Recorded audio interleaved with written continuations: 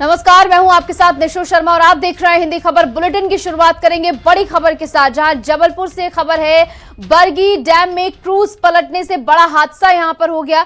और ऐसे में क्रूज पलटने से बड़ा हादसा हो गया। अब तक 9 लोगों की मौत इस हादसे में हो चुकी है, 22 लोगों को बचाया गया है। बड़ी खबर हम आपको बता रहे हैं, जहां पर अब तक 9 लोगों की मौत की पुष्टि हुई है, 22 लोगों को रेस्क्यू कर लिया गया है। जबलपुर में नर्मदा नदी पर बरगी डैम बना हुआ है।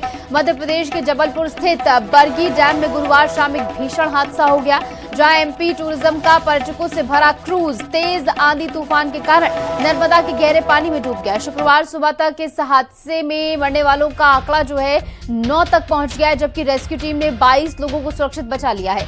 बताया जा रहा है कि क्रूज में करीब 40 से लेकर 45 पर्यटक उस समय सवार थे जब यह हादसा हुआ, और किनारे से महज 300 मीटर की दूरी पर तेज हवाओं ने क्रूज को इम्बैलेंस यानी कि अनियंत्रित कर दिया। फिलहाल लापता लोगों की तलाश के लिए सर्च ऑपरेशन लगातार जारी है। मौके पर भारी पुलिस बल और प्रशासन की टीमें मौजूद हैं। राहत कार्य लगातार यहां पर जारी है और तमाम जो लोग अब भी लापता हैं उनके लिए यहां पर जो है गोताखोरों की टीम जो है जुटी हुई है उन्हें ढूंढने के लिए।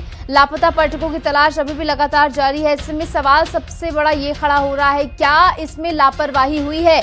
क्या ये हादसा जो है वो टाला जा सकता था? और ऐसे में बरगी डैम हादसे में 9 लोगों की मौत की पुष्टि अब तक हुई है, कई लोग लापता है। ऐसे में मौत का आंकड़ा जो है बढ़ता हुआ यहाँ पर नजर आ सकता है। 22 लोगों को बताया जा रहा है रेस्क्यू किया गया है। ऐसे में अब जो है इस पूरे मामले को लेकर जांच भी होना निश्चित तौर पर तय है।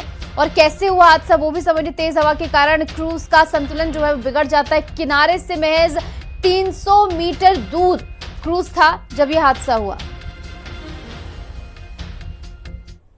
जैसे ही उजेला हुआ है तो ऐसा लगता है कि अब रेस्क्यू का काम जल्दी पूरा हो जाएगा, क्योंकि एनडीआरएफ की टीम भी आ चुकी है और आप देख रहे हैं कि सभी जो रिसोर्सेज उपलब्ध हैं उनका उपयोग भी शुरू हो चुका है।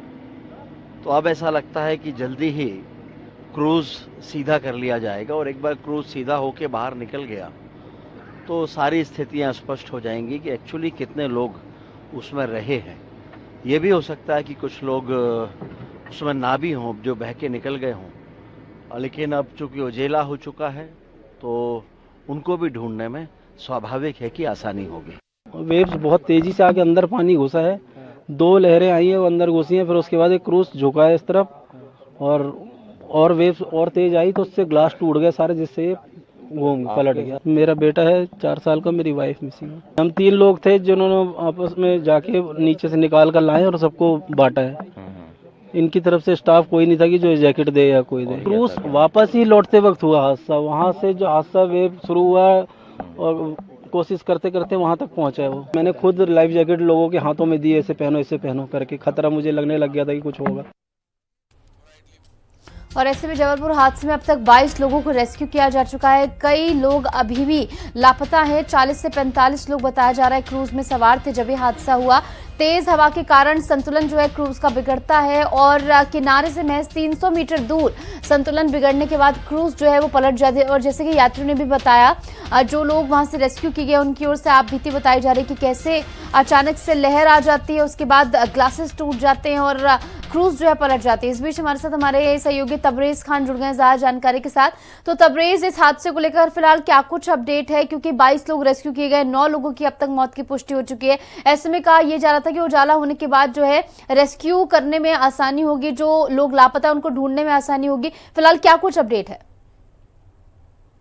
ये घटना कल 5:30 से 6 के बीच की है और जब ये क्रूज पलटा उसके बाद से ही यहाँ पर सर्च ऑपरेशन चल रहा है। देर रात आगरा से की टीम यहाँ पर स्पॉट पर पहुंचे, इसके बाद करने में और ज्यादा तेजी आ गई। एनडीआरएफ और एसडीआरएफ की टीम भी मौजूद है। कल 4 डेड बॉडी निकली थी, आज 5 डेड बॉडी निकली। इस तरीके से आंकड़ा 9 तक पहुंच गया है जो मौतें हुई हैं। उसके अलावा 22 से 24 लोगों को रेस्क्यू कर लिया गया है। अभी भी 8 से 9 लोग लापता है, जिनको एनडीआरएफ, एसडीआरएफ और सेना की टीम ढूंढ रही है। लेकिन जो क्रूज है वो कीचड़ और चट्टान के कारण इस तरीके से फंसा हुआ है कि उसको निकालने में काफी दिक्कत आ रही है। रात भर सर्च ऑपरेशन चलता रहा। मौके पर मध्य प्रदेश शासन के मंत्री रक्षक सिंह मौजूद है, पुलिस बल मौजूद है, होमगार्ड की टीम मौजूद है, प्रशासनिक अमला मौजूद है, गोताखोर मौजूद है, लेकिन अभी भी जो दिक्कतें हैं वो काफी आ रही हैं, क्योंकि कल मौसम विभाग ने अलर्ट जारी किया था कि तेज हवाएं चलेंगी 40 से 50 की स्पीड में। उसके बाद भी एक बड़ी लापरवाही है मध्य प्रदेश पर्यटन निगम की, जिन्होंने इस क्रूज को उसके बावजूद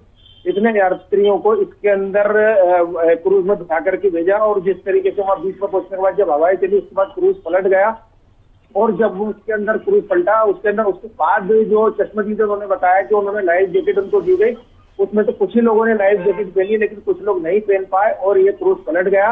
आज जो डेड बॉडी मिली है उसमें 5 मिली, उसमें एक डेड बॉडी जिन जलाने वाली थी, जिसमें एक दिल्ली से महिला है, उनके 4 साल के बेटे को वो अपने सीने से चिपकाए उनकी डेड बॉडी बरामद हुई, जिसको देख करके मंत्री राकेश सिंह भी भावुक हो गए थे। और मां ने अपने बच्चों को काफी बचाने का प्रयास किया लेकिन दोनों की मौत हो गई, और अभी फिलहाल मौके पर रेस्क्यू का काम जारी है और अभी भी 9 लोगों को ढूंढा जा रहा है। एक बात और बताना चाहूंगा आपको मैं कि कुल 43 से 45 लोग वो है जिनके पास इस ठीक है तबरेज, इसको लेकर लगातार अपडेट देते रहिए। बहुत बहुत